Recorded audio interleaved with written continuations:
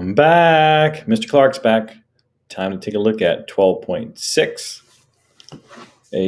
an unsettled society in America. So we're going to focus in on, next we'll be looking at the issues that are going to create some strife between urban and rural America.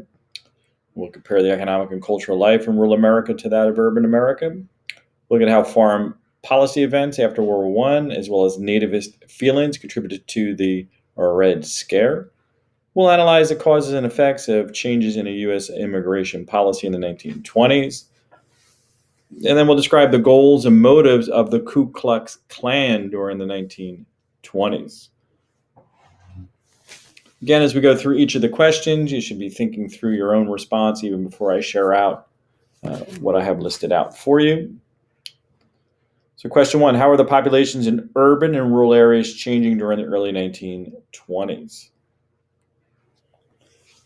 Census data or data in the 1920s indicated that for the very first time in history, more people were living in urban areas or city areas than in rural areas of the country. 2, why did urban Americans embrace formal education much earlier, sooner than that of rural America? Citizens in urban America or in cities tended to embrace new scientific ideas. They placed higher value on scientific ideas over that of religious ideas. This is known as modernism. 3, lists the educational goals and priorities of rural farmers.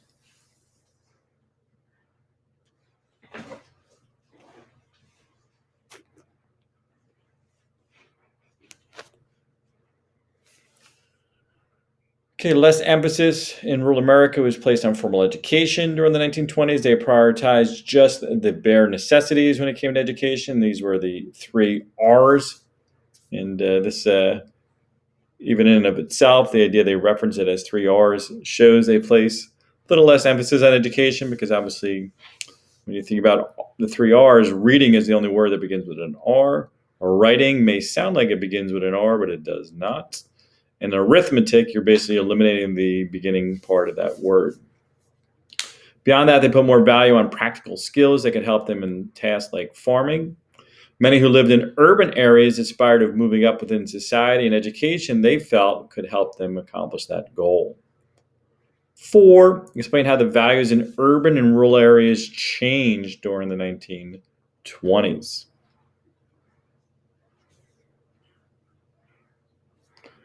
Urban Americans, they valued formal education, science, new ideas, and cultural enrichment. Rural America, they placed more value on religion, traditions, and a simpler lifestyle.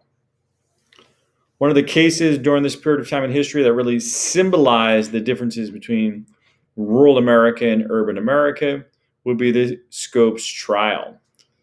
Perhaps you've learned a little something about the Scopes trial previously in your biology classes in an earlier year.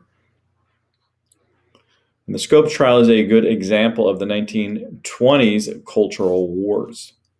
Let's take a look here.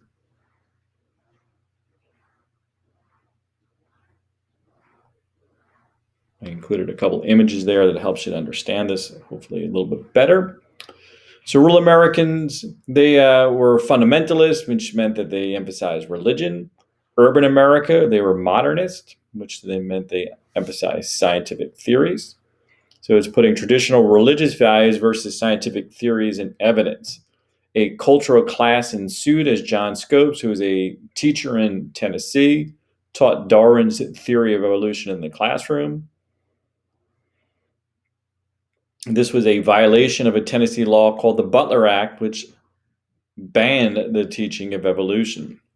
So you can see the imagery on the left-hand side there, creationism versus theory of evolution or evidence. And the evolution side is obviously Charles Darwin's. The creation side is obviously the religious side. And the other side, I kind of think it's kind of an interesting little imagery there, or political cartoon type of situation. It's obviously a scale. And you see a quote there from the gentleman on the right. He says, "See, they have equal weight, therefore they should have equal footing in the classroom. creation science in schools. So basically, it's a religious idea, creationism. So they're putting the science aspect next to it, which obviously would lead one to think if it's scientific, it has evidence behind it. Of course, this is not the case. And you have faith kind of in a cloud, kind of hovering over creationism. And the only reason why the scale is remaining equal to the evolution side or the theory of evolution, Darwin's theory, but all the scientific evidence there is because the gentleman is leaning on it. Kind of an interesting cartoon.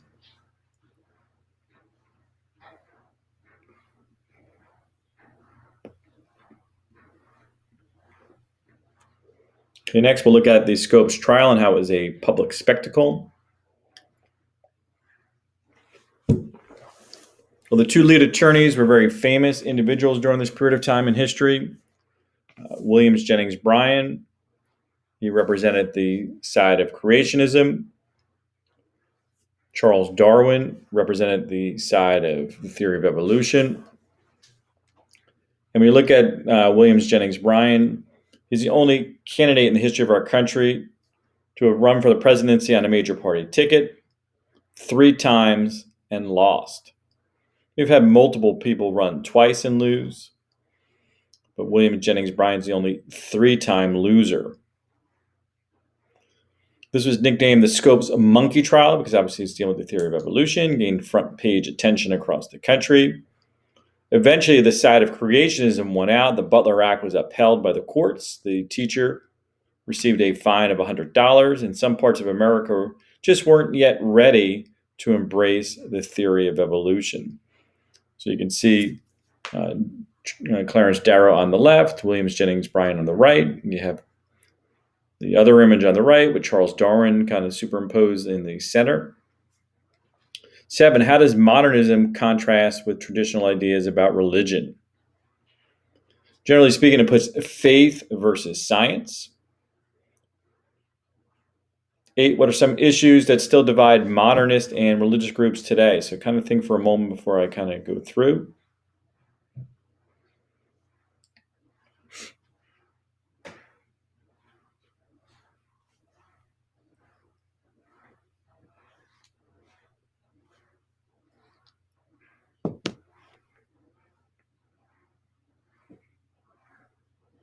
Okay, there's many more issues you could have put down than the 3. Gun rights, issues like abortion, pro-choice versus pro-life. And when you think about pro-choice, means that a woman should have the right to choose what they wish to do with their own body. Pro-life would protect the life of the unborn child without the woman having any say in whether or not they should take the baby through full term through the pregnancy. Separation of church and state, which is the separation between religion and schools. Next, we'll look at a section here on the Red Scare, red representing communism, and hence the communist symbol, Soviet Union.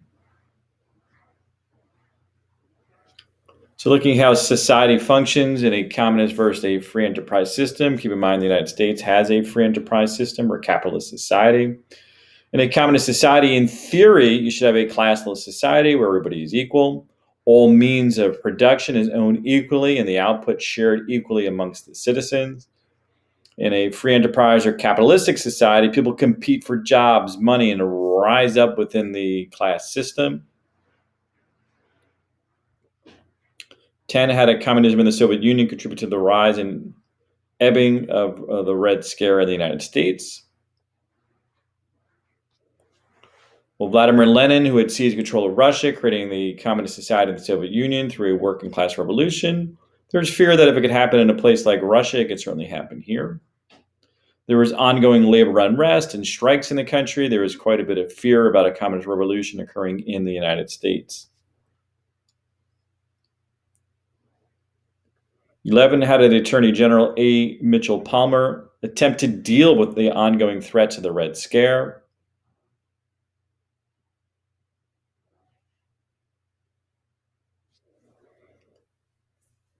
There were ongoing threats of suspected radicals and communists plotting against the government. Authorities began to discover bombs mailed out to government officials and industrialists. A bomb was detonated in Wall Street. Wall Street, of course, the symbol of capitalism. The Attorney General Palmer began to round up suspected radicals, and hundreds of people were deported from the country. You look here, Attorney General Palmer is represented by the large figure here, basically stringing up immigrants and others, people who were working under Palmer with magnifying glasses, looking at people very carefully. You see the boot pushing boats off the coast. You have a person here catching basically humans and kind of trying to get rid of them. You see a bomb being tossed out there. So a lot going on in that image. So a lot of people believe that Palmer and the United States government had gone too far during what were nicknamed the Palmer raids. Can you think of other examples in history where the government has gone too far in an attempt to protect citizens? Give you a moment to think about that. There's several throughout history that you might be able to think of, some of which you've learned already, some of which you may be aware of, others you'll learn about this year.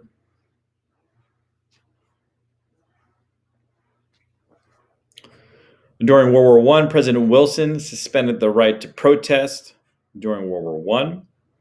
Even one I don't have listed there, during the Civil War, the right to a trial was suspended temporarily by President Lincoln during the Civil War.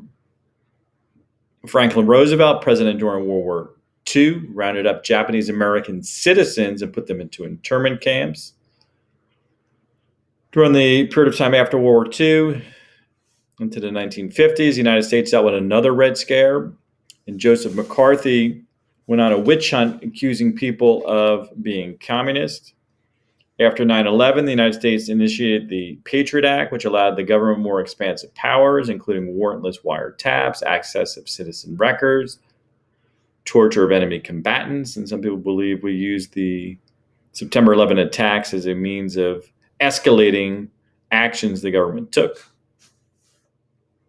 One organization was founded during the 1920s. Founded in 1920 was the ACLU, the American Civil Liberties Union.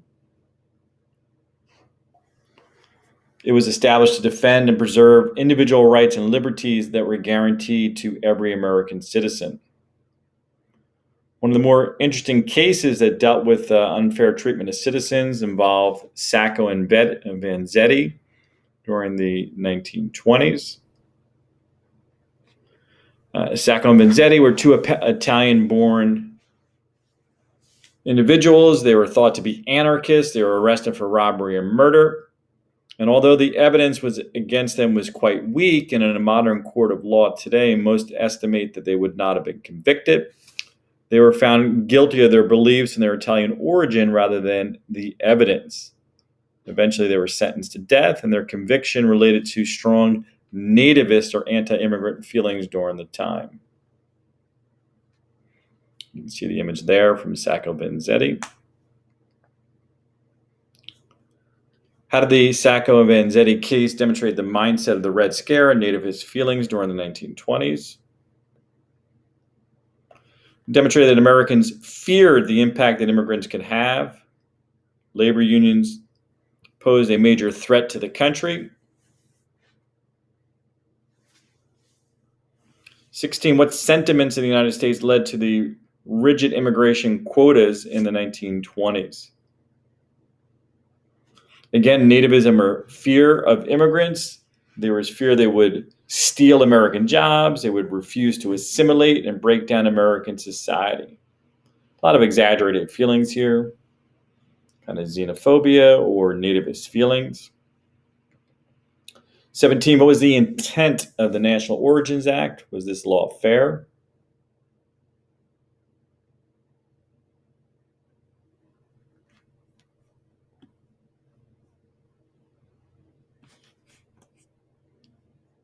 The goal was to limit immigration to the country by establishing strict quotas for different nationalities. This act limited immigration to 2 to 3% of the ethnic population that was living in the United States in 1890. For example, the act annually permitted around 65,000 immigrants from Great Britain, but only 6,000 from Italy. It selectively limited immigration from other countries, and this was unfair. It basically filtered.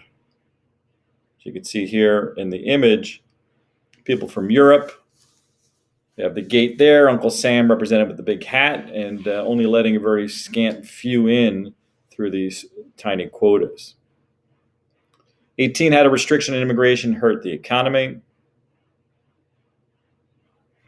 Immigrants provided labor, especially on the southwestern and western farms and fields, and a shortage of workers, obviously, in these areas hurt the economy.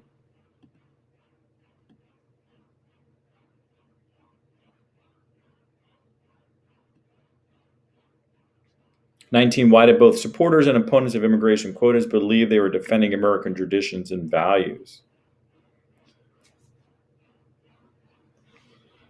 How is the issue of immigration still controversial? Supporters of quotas believe they were protecting American values. Opponents of quotas believe that immigrants founded the United States and the nation was a nation of immigrants, and therefore we should continue to accept other people from other countries. Most Americans still today support legal immigration to the United States. The debate involves and revolves around what to do with those who are currently here illegally and how can we prevent additional illegal immigrants from coming into the country. Is building a wall along our southern border an option? Obviously, President Trump during his presidency built some of the wall he had promised, and obviously there's still a debate today as to whether or not that's something that needs to be finished or not. Most people believe we don't necessarily need it, but there are still a group within society who believe we should. 20, why and when was the KKK founded? Why did its membership decline in the late 1800s and early 1900s? Again, this is something you learned about in US 1, but it's reaffirmed here during the 1920s as we look in US 2.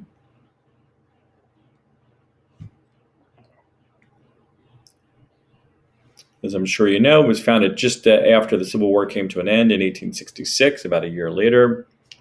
It was formed to intimidate and discriminate against African Americans. The KKK achieved its goal of segregation of African Americans in white society during the later 1800s. And by 1896, after the Plessy versus Ferguson case reaffirmed segregation and separation, with separate but equal being constitutional, they kind of felt like they had accomplished their goal.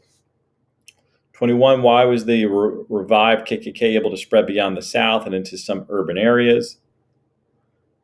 Well, the two things that they kind of focused in on during the 1920s was the opposition to immigration and the opposition to the union membership, both of which they thought were a threat to society. KKK, as we look at 22, expanded its hatred and became a much more intimidating group during the 1920s. And we can obviously see some disturbing images here. In addition to African Americans, they targeted immigrants, Jews, and Catholics. They're emphasizing a pure white Anglo-Saxon Protestant America. They boycotted businesses. They burned crosses on lawns. They wore all white with hoods. They beat people and lynched African Americans.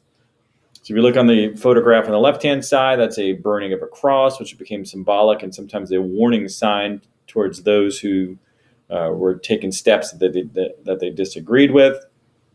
On the right side there, very disturbing image of lynchings there, public hangings.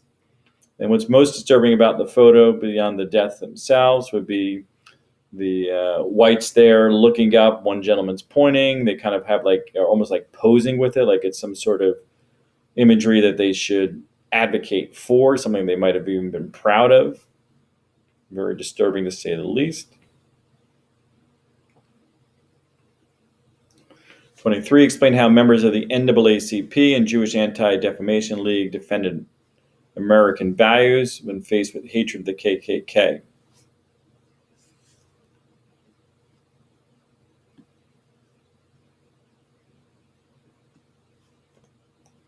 The NAACP supported anti-lynching bills in Congress. The Anti-Defamation League worked to reduce anti-Semitic slurs within society, attempted to break down barriers and find better and higher education jobs for Jews. Next, we'll look at the final section here on Prohibition.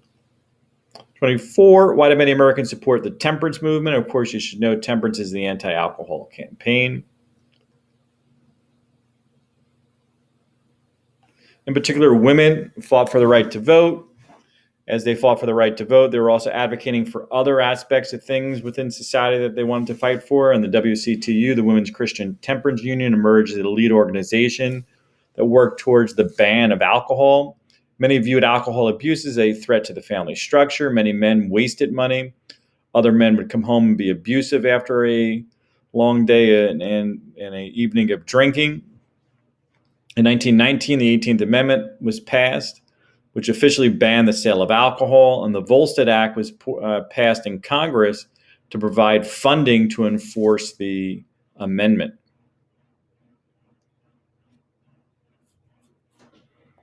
You can see some of the imagery here, wet or dry. This is when they were in between whether or not they were going to have prohibition or not.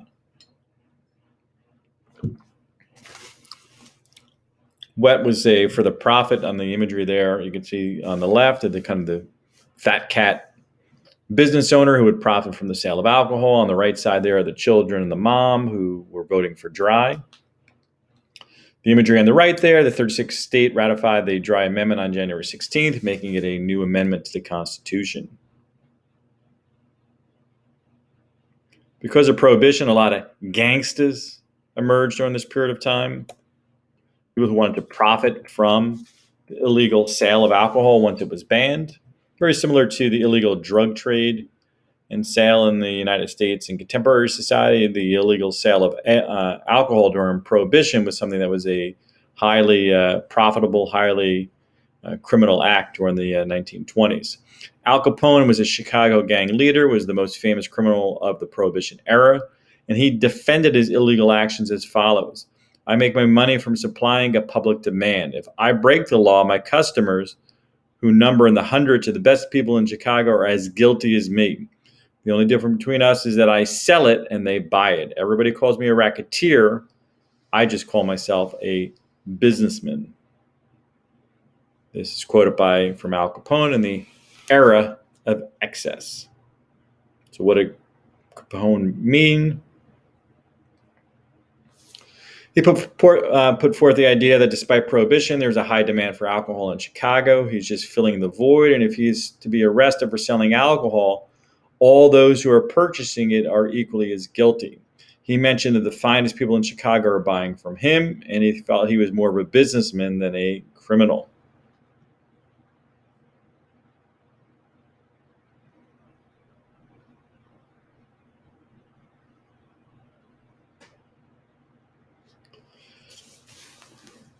Okay, 26, explain how Prohibition was related to the rise in organized crime in the 1920s.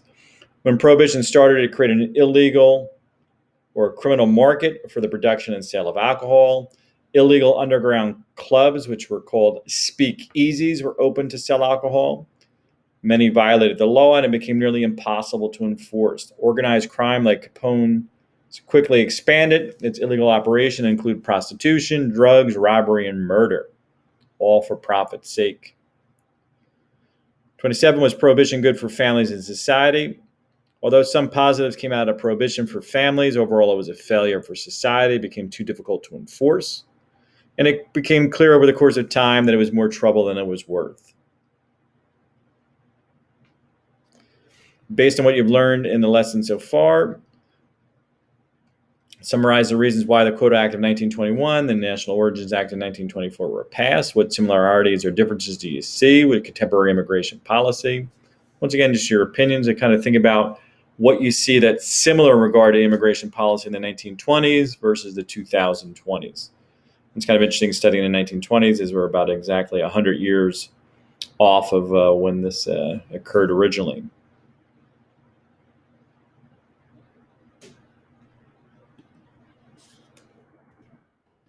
The society split during the 1920s and remains divided on the merits of allowing immigrants into the nation. Today, illegal immigration remains a source of tension amongst many Americans. Donald Trump, when he was president, made a tough approach towards immigration, his signature issue during his campaign and presidency. I hope you enjoyed our discussion today. And until next time, Mr. Clarke is out.